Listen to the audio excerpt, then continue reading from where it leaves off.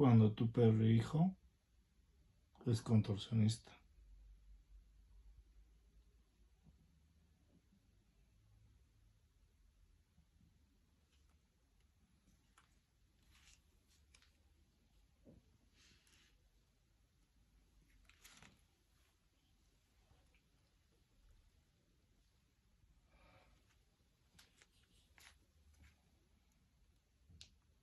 ¿Pero qué es eso?